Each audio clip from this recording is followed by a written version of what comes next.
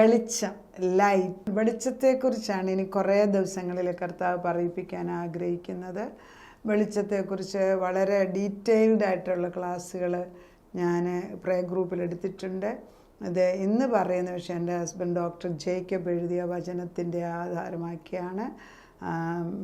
അദ്ദേഹത്തിൻ്റെ പെർമിഷനോടുകൂടി തന്നെ ഈ വചനം ഞാൻ എടുക്കുന്നത്. വളരെ ഡീറ്റെയിൽഡായിട്ട് പഠിപ്പിക്കാൻ അറിയാവുന്ന ഒരു വ്യക്തിയാണ്. വെളിച്ചത്തെക്കുറിച്ച്, we are the light of this world. നമ്മൾ ഈ ഭൂമിയുടെ വെളിച്ചമാണ്. നാം ലോകത്തിൻ്റെ വെളിച്ചമാകുന്നു. ലോകത്തിൽ നമ്മളില്ലെങ്കിൽ വെളിച്ചമില്ല. അത് നമ്മൾ ചിന്തിക്കുമ്പോൾ ഇരുട്ടിൻ്റെ ആധിപത്യം അല്ലെങ്കിൽ ഇരുട്ടിൻ്റെ ശക്തി നമ്മൾ കുറേ പേര് മാറുമ്പോഴേ അറിയത്തുള്ളൂ. നമുക്ക് നിൽക്കുന്നിടത്ത് വെളിച്ചം വരും. നാം യേശുവിൻ്റെ വെളിച്ചമായി വിളങ്ങണമെന്ന് ദൈവം ആഗ്രഹിക്കുന്നു. ആരുടെ വെളിച്ചമായിട്ട്? യേശുവിൻ്റെ വെളിച്ചമായിട്ട്. Because he said, I am the light of this world. അപ്പം ലോകത്തിൻ്റെ വെളിച്ചമായ യേശു, ദൈവം നമ്മളിൽ വസിച്ചിട്ട് നമ്മൾ ദൈവത്തിന് വേണ്ടി പ്രകാശിക്കുന്നവരായിട്ട് മാറുമ്പം നമ്മളിരിക്കുന്നിടത്ത് വെളിച്ചം വരും. നമ്മൾ വലിയൊരു ഇരുട്ടുള്ള സ്ഥലത്ത് അല്ലെ ആകാശമണ്ഡലത്തിൽ നോക്കുമ്പോൾ ഒറ്റ നക്ഷത്രത്തെ കണ്ടാലും നമുക്ക് സമാധാനമാണ്. കാരണം it gives so much of hope. അതാണ് നമ്മൾ വെളിച്ചമായിട്ട്. വെളിച്ചം ചെറിയ വെളിച്ചമല്ല, നമ്മൾ we become the bright light of God.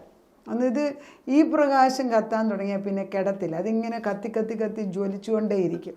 പ്രകാശം രണ്ട് തരത്തിലുണ്ട്. ഒന്ന് നാച്ചുറൽ ലൈറ്റ്, രണ്ട് സ്പിരിച്വൽ ലൈറ്റ്. ഈ ലോകപ്രകാരമായിട്ടുള്ള ലൈറ്റ്, അതായത് പ്രകൃതിയിലെ വെളിച്ചത്തിനാണ് നാച്ചുറൽ ലൈറ്റ് എന്ന് പറയുന്നത്. നമ്മൾ പ്രകൃതിയിലെ വെളിച്ചം എന്ന് പറയുമ്പോൾ സൂര്യന് അതിനൊരു പ്രകാശമുണ്ട്, നക്ഷത്രത്തിന് അതിന് വേറൊരു പ്രകാശമുണ്ട്, ചന്ദ്രന് അതിന് അത്രയും പ്രകാശമില്ല, പക്ഷെ അതിനൊരു പ്രകാശമുണ്ട്. അപ്പം നമ്മൾ ഈ കാണുന്നതല്ല ലൈറ്റ് ഇടുമ്പം പ്രകാശമുണ്ട്. അതൊക്കെ പ്രകൃതിയുടെ വെളിച്ചമാണ്. അത് നമുക്ക് എല്ലാവർക്കും പറയാതെ തന്നെ അറിയാം. പക്ഷേ അതിന് നാച്ചുറൽ ലൈറ്റ് എന്നാണ് പറയുന്നത്. സ്പിരിച്വൽ ലൈറ്റ് എന്ന് പറയുന്നത് ആത്മീക വെളിച്ചമാണ്. ഈ ആത്മീക വെളിച്ചത്തെക്കുറിച്ച് നമുക്ക് വലിയ അറിവില്ല. നമ്മളതിനെക്കുറിച്ച് ചിന്തിക്കാൻ സമയമെടുക്കുന്നില്ല. നാം ഒരു ഇരുട്ട് മുറിയിലോട്ട് കയറുകയാണെങ്കിൽ ആദ്യം നമ്മൾ എന്താ ചെയ്യുന്നത്? നമ്മളൊരു ഇരുട്ട് മുറിയിൽ കയറിയാൽ ആദ്യം നമ്മളിടുന്നത് സ്വിച്ചിലേക്ക് നമ്മുടെ കൈ പോകും ലൈറ്റ് ഇടാനായിട്ട്. നമ്മൾ എഴുന്നേറ്റ ഉടനെ നമ്മൾ ആദ്യം ചെയ്യുന്നത് ലൈറ്റ് ഇടുകയാണ്. ഇരുട്ടത്തെ വെളിച്ചം വരണം. എന്തിനാണ് മുറിക്കകത്ത് ലൈറ്റ് ഇടുന്നത്? വെട്ടം വരുമ്പോൾ മുറിക്കകത്തുള്ള പല സാധനങ്ങൾ അവിടെ എവിടെയും വെച്ചിരിക്കുന്നതൊക്കെ തട്ടി വീഴാതെ നമുക്ക് കാര്യങ്ങൾ ചെയ്തെടുക്കാൻ ഈ വെട്ടം ആവശ്യമുണ്ട്. അത് മറഞ്ഞിരിക്കുന്ന പല അപകടങ്ങളെ നമുക്ക് കാണിച്ചു തരികയാണ്. എന്നാൽ ബൈബിൾ പറയുന്നത് ആത്മീക വെളിച്ചത്തെക്കുറിച്ചാണ്. അതിനെക്കുറിച്ച് എന്താണ് പറയുന്നതെന്ന് നമുക്കൊന്ന് ചിന്തിക്കാം. ആത്മീക വെളിച്ചം എവിടെയാണ് ദൈവം വേദപുസ്തകത്തിൽ ആദ്യം തുടങ്ങിയതെന്ന് നമുക്ക് ഒന്ന് നോക്കാം. ഉൽപ്പത്തി 1:1-4 വരെയുള്ള വാക്യം നമുക്കൊന്ന് എടുക്കാം. ആദിയിൽ ദൈവം ആകാശവും ഭൂമിയും സൃഷ്ടിച്ചു. ഭൂമി പാഴും ശൂന്യവുമായിരുന്നു. ആഴത്തിൻ്റെ മീതെ ഇരുളുണ്ടായിരുന്നു. ദൈവത്തിൻ്റെ ആത്മാവ് വെള്ളത്തിന്മീതെ പരിവർത്തിച്ചു കൊണ്ടിരുന്നു. വെളിച്ചം ഉണ്ടാകട്ടെ എന്ന് ദൈവം കൽപ്പിച്ചു. വെളിച്ചമുണ്ടായി. വെളിച്ചം നല്ലത് എന്ന് ദൈവം കണ്ടു. ദൈവം വെളിച്ചവും ഇരുളും തമ്മിൽ വേർതിരിച്ചു. ദൈവം വെളിച്ചത്തിന് പകലെന്നും ഇരുട്ടിന് രാത്രിയെന്നും പറഞ്ഞു. സന്ധ്യാവിഷസായി ഒന്നാം ദിവസത്തേക്ക് ഉൽപ്പത്തിയിൽ ആദ്യം തുടങ്ങുന്നുണ്ട്. ആദ്യം ദൈവം ആകാശവും ഭൂമിയും സൃഷ്ടിക്കുകയാണ് ചെയ്തത്. ഒന്നുമില്ലായ്മയിൽ നിന്ന് വിളിച്ചു വരുത്താൻ കഴിവുള്ളൊരു ദൈവത്തെയാണ് നമ്മൾ വിളിക്കുന്നത്. ഭൂമിയിൽ ഇപ്പോൾ ഇവിടെ വെളിച്ചമില്ല. ഭൂമിയിൽ വെളിച്ചമില്ലാത്തതിന് പലരും റീസൺസ് പറയുന്നത് ദൈവം ഉണ്ടാക്കിയത് ഒന്നും തിന്മയായിട്ടല്ല, എല്ലാം നല്ലതെന്നാണ് നമ്മൾ വേദപുസ്തകത്തിൽ. അപ്പം ഇത് പണ്ഡിതന്മാർ പറയുന്നത് ഭൂമി നല്ലതായിരുന്നു. പക്ഷേ ഈ ദുഷ്ടപിശാചുക്കളെ ലൂസിഫർ 1/3 ഏഞ്ചൽസിനെയും കൊണ്ട് ദൈവത്തിന് എഗൻസ്റ്റായിട്ട് റിബൽ ചെയ്തപ്പം അവരെ വെട്ടേറ്റ് നിലം പരിശാക്കി വിട്ടത് ഭൂമിയിലേക്കാണ്. അങ്ങനെ ഭൂമി അന്ധകാരമായെന്നാണ് അവർ പറയുന്നത്. എന്താണേലും വെളിച്ചം അവിടെ ഇല്ലായിരുന്നു. എവിടെ പിശാചുണ്ട് അവിടെ വെളിച്ചമില്ല. അവന് തന്നെ വെളിച്ചം ഇല്ലതാനും. കാരണം അവൻ്റെ വെളിച്ചം അവിടെ പോയി ദൈവത്തിന് റിബൽ ചെയ്തപ്പം. അപ്പം ഭൂമി വെള്ളമുണ്ടെങ്കിലും വെള്ളത്തിൻ്റെ മുകളിൽ വെളിച്ചമില്ല. പക്ഷേ ഈ വെള്ളത്തിൻ്റെ മുകളിൽ പരിശുദ്ധാത്മാവ് പരിവർത്തനം ചെയ്തുകൊണ്ടേയിരിക്കുകയാണ്. അപ്പം ഞാനിത് പറയുമ്പം നമ്മുടെ പലരുടെയും ബുദ്ധിമണ്ഡലത്തിൽ വെളിച്ചമില്ലാത്ത സ്റ്റേജുകളുണ്ട്. നമുക്ക് വെളിച്ചം ഇല്ലാത്തവരായിരുന്നു ഒരു കാലത്ത്. പക്ഷെ നമ്മളെ വെളിച്ചത്തിലേക്ക് ദൈവം കൊണ്ടുവന്നു. എന്നാലും ചില ഏരിയയിൽ ഇരുട്ട് കാണണം, ഇല്ലാതിരിക്കത്തില്ല. പൂർണ്ണ വെളിച്ചമാകുമ്പോഴത്തേക്ക് നമ്മളെ ഇവിടുന്ന് അങ്ങ് വിളിച്ചുകൊണ്ട് പോകും. വെളിച്ചം ഇല്ലാത്തിടത്ത് പരിശുദ്ധാത്മാവ് ഹോവർ ചെയ്തുകൊണ്ടേയിരിക്കുകയാണ്. പരിവർത്തനം ചെയ്യുക. അത് പരിവർത്തനം ചെയ്ത് എന്തൊക്കെയോ മാറ്റങ്ങൾ വരുത്താൻ ആഗ്രഹിക്കും. ഒരു ദിവസം വെളിച്ചം ഉണ്ടാകട്ടെ എന്ന് പറഞ്ഞപ്പോൾ വെളിച്ചമുണ്ടായി. വെളിച്ചം നല്ലതേ എന്ന് ദൈവം കണ്ടു. അങ്ങനെ രാവും പകലും രാത്രിയും ഉണ്ടാക്കിയെന്ന് പറയുന്നു.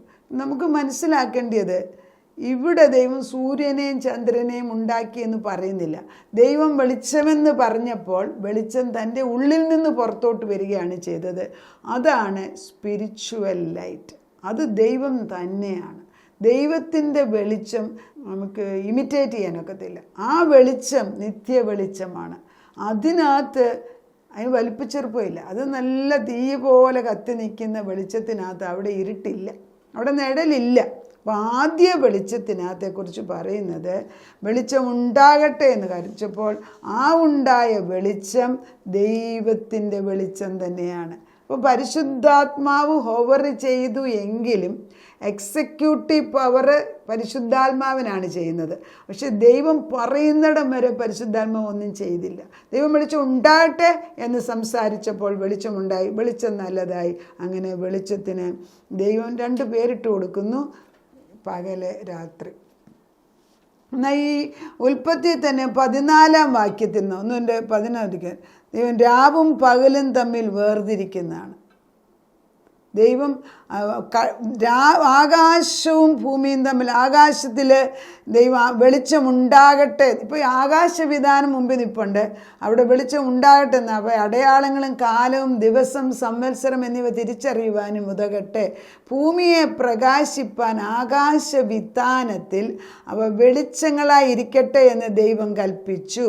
അങ്ങനെ സംഭവിച്ചു. പകൽ വാഴേണ്ടതിന് വലിപ്പമേറിയ വെളിച്ചവും രാത്രി വാഴേണ്ടതിന് വലിപ്പം കുറഞ്ഞ വെളിച്ചവുമായി 2 വലിയ വെളിച്ചങ്ങളെ ദൈവമുണ്ടാക്കി. 2 തരത്തിലുള്ള വെളിച്ചം ഉണ്ടാക്കി. അതെന്താണ്? പകൽ വാഴാനുള്ളതിന് ഒരു വെളിച്ചം, അതൊരു വലിയ ഗോളം പോലെ ദൈവം ഉണ്ടാക്കി, തീ ഗോളം. അത് ദൈവം ഉണ്ടാക്കിയെന്ന് പറയുന്നു. 11 തൊട്ട് 19 വരെയുള്ള വാക്യം വായിക്കുമ്പോൾ ദൈവം എന്തോ ഒരെണ്ണത്തിന് ഉണ്ടാക്കുകയാണ്, വട്ടത്തിലൊരു സാധനം ഉണ്ടാക്കുക. അത് തീ പോലെ കത്തിക്കൊണ്ട് നിൽക്കുകയാണ്. അത് ദൈവം ഉണ്ടാക്കിയതാണ് വ്യക്തമായിട്ട് എഴുതിയിരിക്കുന്നു. അത് പകല് വാഴുവാൻ തക്കവണ്ണം വെളിച്ചം തരികയാണ്. ദൈവം കറക്റ്റായിട്ട് അതിനെ പൊസിഷൻ ചെയ്ത് വെച്ചിരിക്കുകയാണ്. ഈ ഭൂമിയും സൂര്യനും കൂടെയുള്ള അകൽച്ച ഒരല്പം മാറിയാൽ ഭൂമി ഇല്ലാതാകും.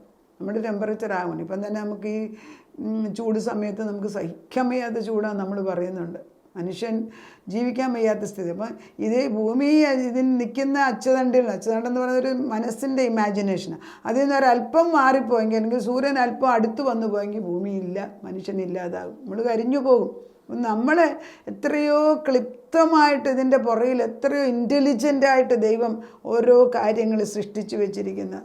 അപ്പോൾ ഉൽപ്പത്തിയിലെ 4-ാം ദിവസത്തിലാണ് ഈ പ്രകൃതിയിലെ വെളിച്ചമാകുന്ന സൂര്യനെ കൊണ്ടുവന്നത്. അപ്പോൾ ഈ 4-ാം ദിവസം വെളിച്ചം കൊണ്ടുവന്ന് സൂര്യനെയും ചന്ദ്രനെയും സൃഷ്ടിച്ചു എങ്കിൽ 1, 2, 3 ഈ 3 ദിവസവും എവിടെയായിരുന്നു വെളിച്ചം? അവിടെ എന്ത് വെളിച്ചമാണ്? അവിടെ എങ്ങനെ രാവും പകലും ഉണ്ടായി? നമുക്ക് മനസ്സിലാകുന്നില്ല, ഇല്ലേ?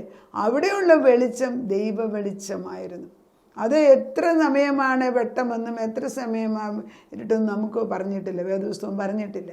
പക്ഷെ ക്ലിപ്തമായിട്ട് രാവും പകലും തിരഞ്ഞെടുത്തത് 4-ാം ദിവസം തൊട്ടാണ്. കാരണം സൂര്യൻ പകല് നേരത്തേക്കും രാത്രി ചന്ദ്രനേക്കും 2 ഗോളങ്ങൾ ദൈവം ഉണ്ടാക്കി. അത് ദൈവം സൃഷ്ടിച്ചു എന്ന് തന്നെയാണ് വായിക്കുന്നത്.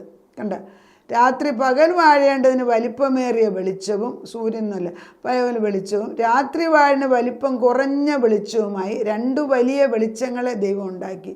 നക്ഷത്രങ്ങളെയും ഉണ്ടാക്കി. ഭൂമിയെ പ്രകാശിപ്പാനും പകലും രാത്രിയും വാഴുവാനും വെളിച്ചത്തെയും ഇരുളിനെയും തമ്മിൽ വേർപിരിക്കുവാനുമായി ദൈവം അവയെ ആകാശവിധാനത്തെ നിർത്തി. നല്ലത് എന്ന് ദൈവം കണ്ടു. സന്ധ്യയായി ഉഷസ്സായി 4-ാം ദിവസം. ഈ 4-ാം ദിവസത്തെ വെട്ടമാണ് നമ്മളിപ്പോഴത്തെ കാണുന്ന സൂര്യൻ. വളരെ വളരെ പ്രധാനപ്പെട്ട ഒരു സത്യം ഇത് മനസ്സിലാക്കണം. അപ്പോൾ ആദ്യ വെളിച്ചം ദൈവത്തിൻ്റെ ആയിരുന്നു. ആദി വെളിച്ചത്തിൻ്റെ സെർച്ചാണ് നമ്മുടെ ഹൃദയത്തിലിരിക്കുന്നത്.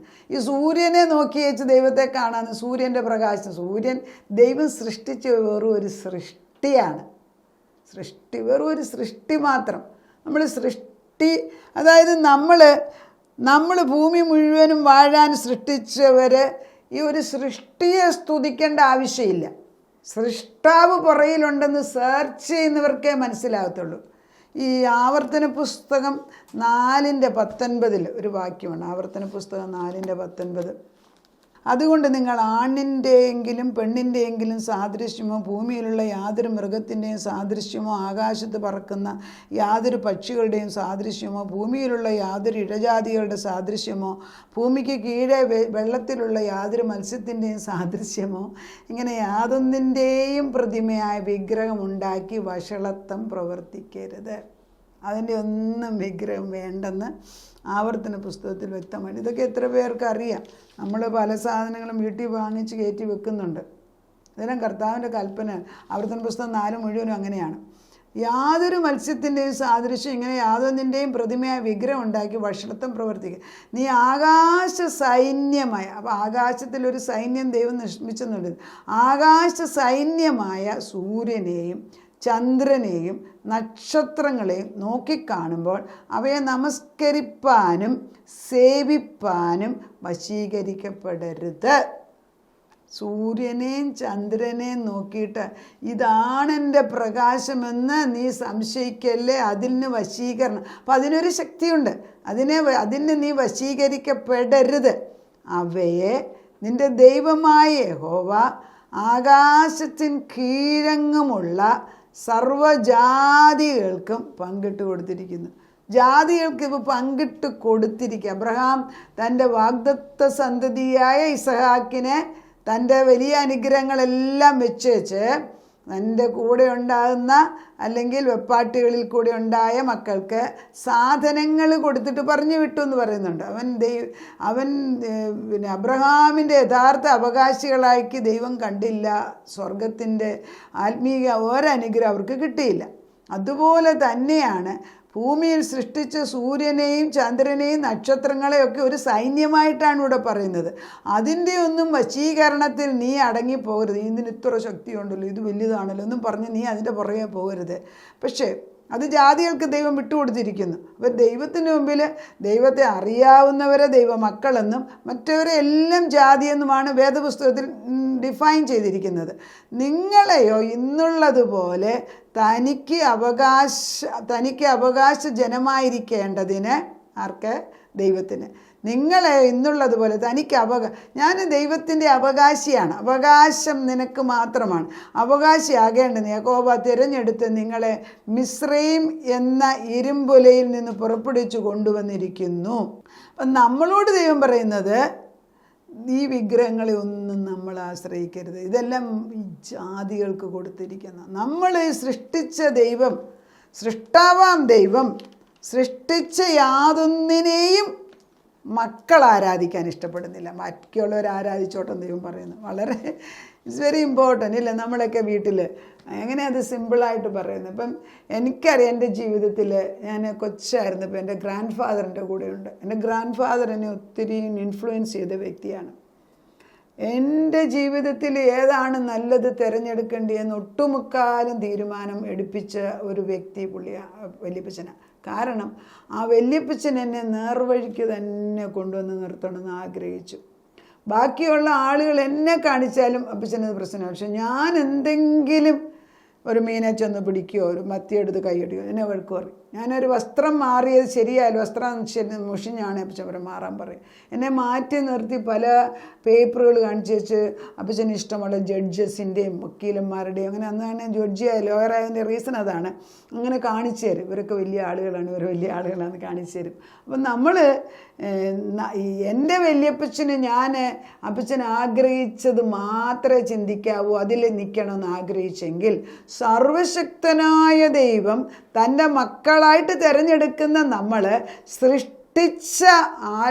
സൃഷ്ടിച്ച സൂര്യനെയോ ചന്ദ്രനെയോ ഭൂമിയിലുള്ള ഒന്നിനെയോ ആരാധിക്കാൻ ദൈവം ഇഷ്ടപ്പെടുന്നില്ല. കാരണം ഞാനിവിടെ ഇല്ലേ? എനിക്ക് എന്തെങ്കിലും ആവശ്യമുണ്ട്, ഞാൻ എൻ്റെ വല്യപ്പച്ചൻ്റെ അടുക്കോട്ട് ചെന്ന് ഓടിച്ചു പോയാൽ ഞാൻ വല്ലവരുടെ അടുക്ക് ചോദിക്കണം? I could ask him until his death. അത് ദൈവം തന്നെ ഒരു അവകാശമാണ് എനിക്ക്. അത് തന്നെ ദൈവം എക്സ്പെക്റ്റ് ചെയ്യുന്നത്. We should go near him. സൂര്യൻ്റെയും ചന്ദ്രൻ്റെയും സമയം അനുസരിച്ചല്ല നമ്മുടെ ജീവിതം. അതുകൊണ്ടാണ് നമ്മൾ തിങ്കൾ ശരിയാ, ചൊവ്വ തെറ്റാണ്, പിന്നെ വ്യാഴം ശരിയാ, ഇതൊന്നും നമുക്ക് നോക്കാൻ അവകാശമില്ല. Everything is good in the eye of God. ദൈവമക്കൾക്ക് നമ്മളിതിന്നൊക്കെ നമുക്ക് ഒത്തിരി കൾച്ചറലായിട്ട് നമുക്ക് വല്ലത് കയറി വന്നിട്ടുണ്ട്. അത് തെറ്റോ ശരിയോ എന്നുള്ളതല്ല ഞാൻ പറയുന്നത്. പരിശുദ്ധാത്മാവ് വരുമ്പോൾ നമ്മളോട് ദൈവം നയിക്കുന്ന വഴിയിൽ തന്നെ പോകണം. അപ്പോൾ എങ്ങനെയാണ് ഒരാൾക്ക് ശരിയോ തെറ്റോ എന്നുള്ളത് അവനവനോട് ദൈവം സംസാരിക്കും. വചനം വ്യക്തമായിട്ട് പറയുന്നു, ഇവനെയൊന്നും, ഈ കാണിച്ച് ദൈവം സൃഷ്ടിച്ചവനെയൊന്നും ആരാധിക്കരുത്. നമുക്കിനി യോഹന്നാൻ്റെ സുവിശേഷത്തിൽ 1:1-5 വാക്യം, ഇതെല്ലാം വെളിച്ചത്തെക്കുറിച്ച് പറയുമ്പം അല്പം ഒരു ഡീറ്റെയിൽഡായിട്ട് ആദ്യ ഭാഗം മനസ്സിലാക്കി കഴിഞ്ഞാൽ പിന്നെ ഇതൊരു വലിയ റെവലേഷനാണ്. അതായത് ഒന്നാം വെളിച്ചം ദൈവ വെളിച്ചമാണെന്നും രണ്ടാം വെളിച്ചം പ്രകൃതിയിലെ വെളിച്ചമാണെന്നും മനസ്സിലാക്കിയാൽ നമ്മുടെ ഓട്ടത്തിനകത്ത് പ്രകൃതിയിലെ വെളിച്ചത്തിനും ശക്തിക്കും വേണ്ടി ഓടി നടക്കാതെ ദൈവ വെളിച്ചത്തിലേക്ക് നമ്മുടെ കണ്ണ് തിരിക്കാൻ ഇത് ഇടയാകും. യോഹന്നാൻ്റെ സുവിശേഷം 1:1 വാക്യത്തിൽ ഇങ്ങനെയാണ് എഴുതിയിരിക്കുന്നത്, ആദിയിൽ വചനമുണ്ടായിരുന്നു, വചനം ദൈവത്തോടു കൂടിയായിരുന്നു, വചനം ദൈവമായിരുന്നു, അവൻ ആദിയിൽ ദൈവത്തോടു കൂടിയായിരുന്നു, സകലവും അവൻ മുഖാന്തരം ഉളവായതൊന്നും അവനെ കൂടാതെ ഉളവായതല്ല, അവനിൽ ജീവൻ ഉണ്ടായിരുന്നു, ജീവൻ മനുഷ്യരുടെ വെളിച്ചമായിരുന്നു. കണ്ടോ, ആദിയിൽ എന്തുണ്ടായിരുന്നു? വചനം. വചനം ആരാ? ക്രിസ്തു. അപ്പം പിതാവ് പുത്ര പരിശുദ്ധാത്മാവ് ഒന്നിച്ചു നിന്നാണ് ഉൽപ്പത്തി 1 തുടങ്ങിയത്. കാരണം പിതാവും പുത്രനും പരിശുദ്ധാത്മാവ് നിൽക്കുമ്പോൾ പിതാവ് പുറകെ നിൽക്കുന്നു, പുത്രൻ തമ്പുരാൻ വചനം പറയുന്നു. കാരണം വചനം പുത്രനാണ് എടുക്കുന്നത്. എക്സിക്യൂട്ടീവ് പവറായിരുന്ന പരിശുദ്ധാത്മാവ് അവിടെ ഹോവർ ചെയ്തുകൊണ്ടിരിക്കുന്നു, പരിവർത്തനം ചെയ്തുകൊണ്ടിരിക്കുന്നു. വെളിച്ചം ഉണ്ടാകട്ടെ എന്ന് ദൈവം പറഞ്ഞ നിമിഷത്തിൽ വെളിച്ചം അവിടെ ഉണ്ടായി.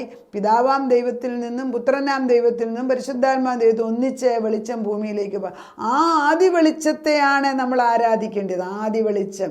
ആ വെളിച്ചത്തിന് പകരം സൂര്യൻ്റെ മുമ്പിലും നക്ഷത്രങ്ങളുടെ മുമ്പിലും പോയി നിന്നാൽ നമ്മൾ മക്കളാണെങ്കിൽ ദൈവത്തിന് പിടിക്കത്തില്ല. അതുകൊണ്ടാണ് കർത്താവ് പറയുന്നത് ആദിയിൽ വചനമുണ്ടായിരുന്നു. വചനം എന്താ പറയുന്നതെന്ന് ശ്രദ്ധിക്കണം.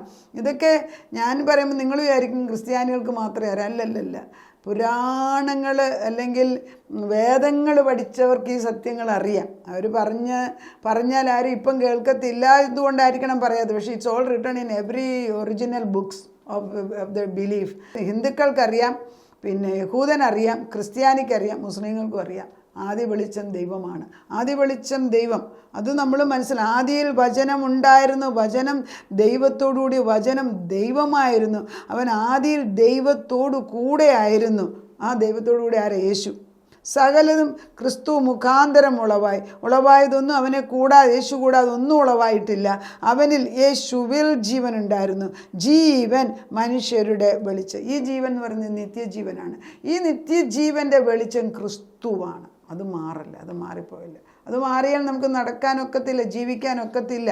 അപ്പോൾ ഇരുട്ടിൽ ഈ 2 കൊരിന്ത്യറിനകത്ത്, അതുകൊണ്ട് ഈ 2 കൊരിന്ത്യറിൻ്റെ 4-6 വരെയുള്ള വാക്യം, ഇരുട്ടിൽ നിന്ന് വെളിച്ചം പ്രകാശിക്കണമെന്ന് അരുളി ചെയ്ത ദൈവം ക്രിസ്തുവിൻ്റെ മുഖത്തുള്ള തേജസ്സിൻ്റെ പരിജ്ഞാനം, ദൈവത്തിൻ്റെ പുത്രനാണ് യേശുവിൻ്റെ മുഖം, അല്ലെങ്കിൽ നമ്മൾക്ക് ആ വെളിച്ചം കിട്ടാൻ വേണ്ടി നമ്മുടെ ഹൃദയങ്ങളെ പ്രകാശിപ്പിക്കണം. അതാണ് നമ്മുടെ ഹൃദയം ഇരുണ്ട് കിടക്കുകയാണ്, നമ്മുടെ ബുദ്ധിമണ്ഡലം ഇരുണ്ടിരിക്കുകയാണ്. വെളിച്ചം ഉണ്ടാകട്ടെ എന്ന് ദൈവം പറയുമ്പോൾ ഈ ഹൃദയത്തിനകത്ത്, അതുകൊണ്ട് ആരെയും കുറ്റം പറഞ്ഞിട്ട് കാര്യമില്ല. കർത്താവേ, നിൻ്റെ മനസ്സലിവ് തോന്നി വെളിച്ചം ഉണ്ടാകട്ടെ എന്ന് നീ തന്നെ കൽപ്പിച്ച് അവരെ വെളിച്ചത്തിലേക്ക് കൊണ്ടുവരാൻ നമുക്ക് പ്രാർത്ഥിക്കാം. പ്രാർത്ഥന ഇച്ചിലൂടെ എളുപ്പമായില്ലേ? മറ്റുള്ളവരോട് പറയണ്ടല്ലോ, നീ അത് ചെയ്ത് ശരിയല്ല, നീ ഇത് അവരുടെ സാഹചര്യത്തിൽ അവർ പോകുന്ന വഴി അവർക്കേ അറിയത്തുള്ളൂ. ഞാൻ പോയ വഴിയിലല്ല എൻ്റെ പിതാക്കന്മാർ, അപ്പന്മാർ പോയത്. അവർ പക്ഷേ ഒരു ഫണ്ടമെൻ്റൽ ട്രൂത്ത്സ് ഉണ്ട്. പക്ഷെ ഓരോ ദിവസവും എങ്ങനെയാണ് അവർ ലീഡ് ചെയ്യുന്നത് നമുക്കറിഞ്ഞുകൂടാ. ഇനി നമ്മുടെ മക്കളെ ഓരോ ദിവസം എങ്ങനെയാണ് ഫേസ് ചെയ്യുന്നത് നമുക്കറിഞ്ഞുകൂടാ. പക്ഷെ നമുക്കൊന്നറിയാം, ഈ ജീവനുള്ള വെളിച്ചത്തിലേക്ക് അവരെ ആകർഷിക്കണം. രണ്ടാം വെളിച്ചമല്ല, സൂര്യനെയും ചന്ദ്രനെയും അല്ല, ആദ്യ വെളിച്ചമാകുന്ന ദൈവത്തിലേക്ക് കൊണ്ടുവരണം. 1, 2, 3 ദിവസങ്ങളിലുള്ള വെളിച്ചത്തിലേക്ക് കടന്നു പോവാം. ആ വെളിച്ചത്തിലേക്കുള്ള സെർച്ച് ആയിരിക്കണം നമ്മുടെ വേദപുസ്തക വായന. നമ്മളെ ദൈവം അനുഗ്രഹിക്കട്ടെ. വെളിച്ചമെന്ന് പറയുന്നത് വിശാലമായ ഒരു ടോപ്പിക്കാണ്. അതെങ്ങനെ പറയണമെന്ന് ആത്മാവ് പറയാതെ മനസ്സിലാകത്തില്ല. ഇപ്പോഴാണ് ഞങ്ങൾക്ക് മനസ്സിലാകുന്നത് ആദ്യ വെളിച്ചം ദൈവം തമ്പുരാൻ തന്നെയായിരുന്നു. ഉൽപ്പത്തി തൊട്ട് വെളിപ്പാട് വരെ ഈ വെളിച്ചത്തെക്കുറിച്ച് എഴുതി വച്ചിരിക്കുന്നത്. സൃഷ്ടിച്ച ഓരോന്നിനെയും കണ്ട് ഇത് ദൈവമാണെന്നും പറഞ്ഞ് നോക്കിയിരുന്നാൽ പിതാവാം ദൈവം ദുഃഖിക്കുകയാണ്. മക്കളെങ്കിൽ നമ്മൾ ഈ വെളിച്ചം അറിഞ്ഞേ ഒക്കത്തുള്ളൂ. കാരണം സോഴ്സ് തെറ്റാനൊക്കത്തില്ല. അതുകൊണ്ട് കർത്താവേ, ഞങ്ങൾ നിന്നോട് അപേക്ഷിക്കുക. ഈ ഉൽപ്പത്തിയിൽ കണ്ട 1-ാം അധ്യായത്തിൽ 1 തൊട്ട് 3 വരെയുള്ളപ്പം നീ പറഞ്ഞു വെളിച്ചം ഉണ്ടാകട്ടെ. അത് അപ്പച്ചൻ തന്നെയാണല്ലോ. ആ വെളിച്ചത്തിലേക്ക് ഞങ്ങളെയും ഞങ്ങളുടെ മക്കളെയും കൊണ്ടുവരണം. ഭൂമിയിൽ ഉണ്ടാക്കി വെച്ച് സൂര്യൻ്റെയും ചന്ദ്രൻ്റെയും പിന്നെ നക്ഷത്രങ്ങളുടെയും വെളിച്ചത്തിൽ ജീവിക്കാൻ ഞങ്ങളെ വിടരുത്. ഞങ്ങൾ അറിവില്ലായ്മയിൽ അതിൻ്റെയൊക്കെ പുറകെ പോയിട്ടുണ്ട്. ചില ദിവസം നല്ലത്, ചില തെറ്റെന്നൊക്കെ ഞങ്ങളും പറഞ്ഞിട്ടുണ്ട്. ചില സമയം ശരി, ചില സമയം തെറ്റല്ലെന്ന് നീ ഞങ്ങളറിയാതെ ഇതൊക്കെ സൃഷ്ടിച്ചവൻ നീ ഞങ്ങളുടെ കൂടെ നിൽക്കുമ്പോൾ, അതായത് ഞങ്ങൾ യഹൂദയുടെ സിംഹം പുറകെ നിൽക്കുകയാണ്. ആ സിംഹത്തിൻ്റെ കൂടെ നിൽക്കുമ്പോൾ സിംഹം പറയുന്നതല്ലാതെ വേറൊന്നും നോക്കേണ്ട ആവശ്യമില്ല. അതുകൊണ്ട് ഞങ്ങൾ നിൻ്റെ മുഖത്തേക്ക് നോക്കിക്കൊണ്ട് ഈ വെളിച്ചം എന്താണെന്ന് ഞങ്ങളെ ഒന്ന് പഠിപ്പിച്ചു തരണമേ. ആത്മാവിൻ്റെ പ്രകാശം കൊണ്ട് ഞങ്ങളുടെ തലമുറകളെ നിറയ്ക്കണമേ. ആദ്യ വെളിച്ചം നീയാണെന്ന് പഠിപ്പിച്ചതിന് സ്തോത്രം. ഈ സത്യ വെളിച്ചം ഞങ്ങളുടെ തലയിൽ ഒരു വലിയ പ്രകാശമായിട്ട് കർത്താവ് വലിയ തീഗോളം പോലെ അകത്ത് പ്രകാശിക്കട്ടെ. ഇരുട്ട് മാറട്ടെ. ഇരുണ്ട മുറിയിൽ കയറുമ്പോൾ ഞങ്ങൾ ലൈറ്റ് ഇടും. പക്ഷെ ഞങ്ങളുടെ ബുദ്ധിമണ്ഡലത്തിന് ഇരുട്ടുണ്ടെന്നും നമ്മുടെ ഹൃദയത്തിനകത്ത് വെളിച്ചമില്ലെന്നൊക്കെ ഇപ്പോഴാണ് മനസ്സിലായത്. കാരണം പലപ്പോഴും ഞങ്ങൾ ഈ സൂര്യനെയും ചന്ദ്രനെയൊക്കെ നോക്കിയാൽ തീരുമാനങ്ങൾ എടുത്തത്. നിൻ്റെ മുഖത്തേക്ക് നോക്കി ഇന്ന് മുതൽ പുതിയൊരു ജീവിതം, പുതിയൊരു വെളിച്ചത്തിൽ ജീവിക്കാൻ ഞങ്ങളെ അനുവദിച്ചാട്ടെ.